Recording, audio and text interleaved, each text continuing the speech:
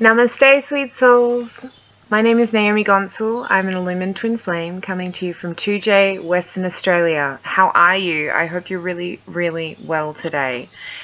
So I got through my first video yesterday with an incredible amount of beautiful feedback, and I thought I would continue the inspiration and put another video out today. This time I would like to make it a little bit more structured and not all over the place. I think I was a little nervous in that first one. So thank you so much for your understanding. I've never done anything like this before. And I hope to just make these series of videos a little bit more succinct and a little easier to deliver. So if you'll have me, I will continue. So today's video, I wanted to talk about judgment, and another big lesson in regards to separation with your twin is about the judgments that are coming through your experience, what your projections are, what is coming up for you when they are not doing what you think that they should be doing. And this is a really big one, especially for us feminines. And you know what, maybe even the masculines as well can attain to the frustration of not having their beloved matching up with what they thought romance was supposed to look like. And we are in a place of non-judgment and having to dissolve all the judgments around love to come to a place of peace with it, really. And this is, again, a lesson that just takes quite some time to really work through your experience. Judgment comes from our relationship templating that we've come from, you know, a lot of our internal mothering, be it our parental judgments that we have just naturally rolled with, the judgments that we've come from our social circles, so our peer groups and what they believe in and how we wanted to fit in, and the natural judgments that we made of other people. Those sort of things are going to come up a lot, especially in separation, because the twin is going to shine back to you all of your judgments, like all of what you think that they are versus what they actually are, which is their own sovereign, beautiful, innocent being.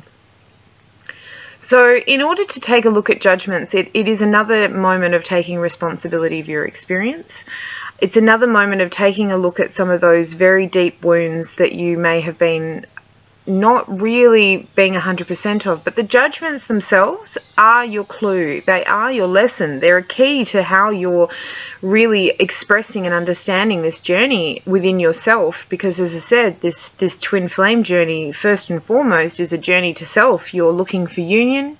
You want that wholeness, that completeness. Well, there's no room for judgment in this journey. We have to be neutral. We have to be able to experience innocence as experience. As a child, you had no judgment. You simply went into the world and you picked a flower and you played with the ball. You played with your dog, and you didn't judge anyone on what they were, how they were speaking. You just accepted that that's how life was, and when you're in your happiest moments, you're never judging the experience. You're just accepting whatever is going on. And so this is coming to another place of wholeness, another place of healing, and taking a moment with yourself and understanding what is a judgment versus what is a discernment. You still should be discerning. You still should be able to go and walk into an experience and read yourself enough to know whether or not this is right or wrong for you. But you don't have to judge if it is right or wrong. We're not here to judge whether or not something's right or wrong. Everything is right in the eyes of the beloved. We are completely accepted as we are. We're human. We have shadows. We have faults. We have quibbles. We have things that are not comfortable. We have, expressions of behavior that are unbalanced. We have people going through big things and the world as well. We've got political parties that are doing absolutely the opposite of what we should be doing for our hearts, and it's easy to judge. It's easy to get into that place of us versus them. It's easy, and it's not only just for our twin flame story, but it is for the entire human race. Is a real change in in judgments and how easy it has been to create that duality of us versus them. Now, the twin flame journey is about unity consciousness. It is about oneness. It is about wholeness. It is about completeness. And the dissolution of judgment is going to be a big one as you shine light into all of those cracks and crevices that you've been avoiding and realizing where you've been judging yourself. And this is a big one. You haven't made a mistake yet. There's not been a single mistake that you've made. Everything that you've done has been guided either by your fears or by your love.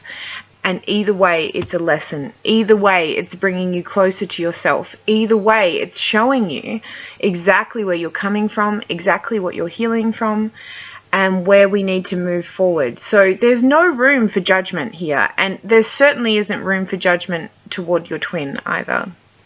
They are perfect just as they are, with all their imperfections, their flaws. They may have health issues, they may have mental issues, they may have family issues, they may come with a bunch of baggage that is inherently just human, just like you. And unconditional love means no judgment.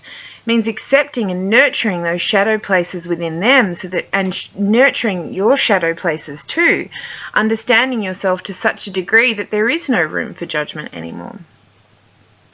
So I believe in this aspect, this meditation of non-judgment is also another key part of this journey and coming into oneness with yourself and your beloved.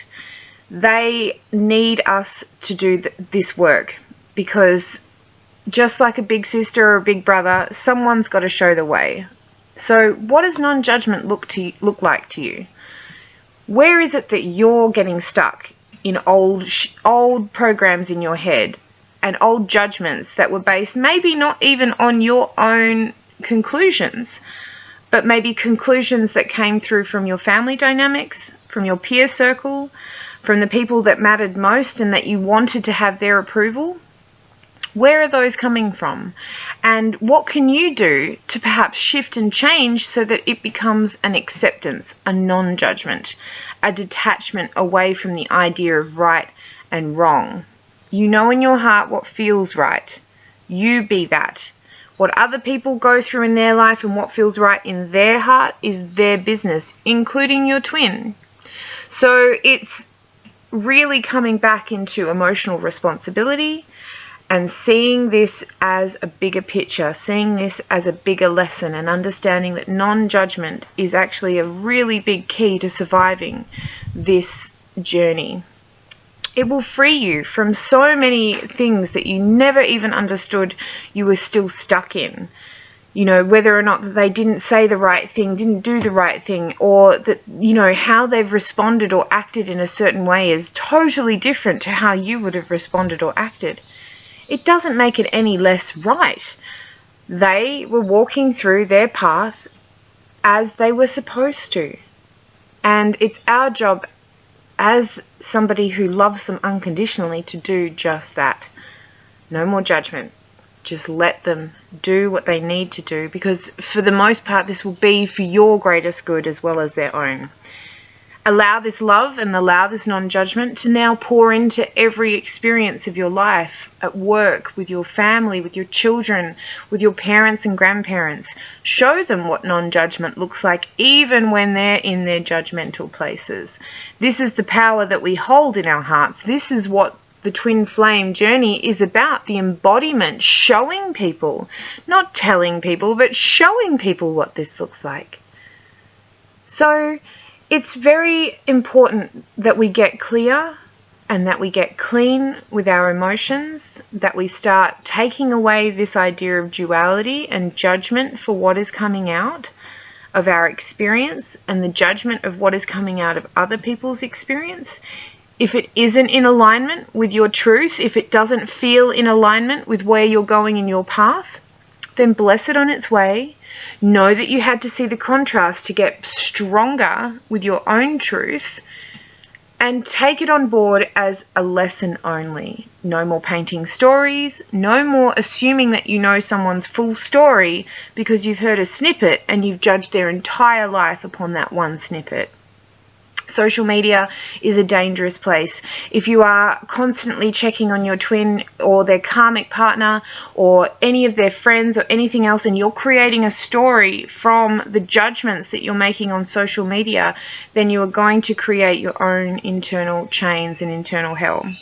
Because really, as we all know, social media is only what we want to put out into the world. It's not really a full spectrum of what it is that's going on.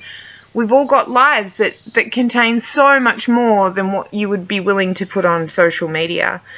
We all have things that are going on underneath the surface, even that other people, our most treasured beloved, loved ones, can't even see. So it's about taking a step back and being real with what information that you're taking on board, being prepared to understand your own stories and your own judgments and dissolve those, whatever isn't in alignment with your heart, and to move through this experience neutrally, openly, and easily, collapsing duality consciousness and understanding that you in your own right have the responsibility to be authentic enough to not judge. And that at the end of the day, whatever you put out will get back. You don't judge others, you'll find that you'll be less judged yourself. And even if you are, you can be in this place of loving detachment away from anyone else's judgments, because you and yourself are transcending that. So thank you so much for your time today. I wish everyone a blessed day. And I'll keep rolling with the inspiration as it comes. Namaste, gorgeous souls. Be love. Be free. Be you.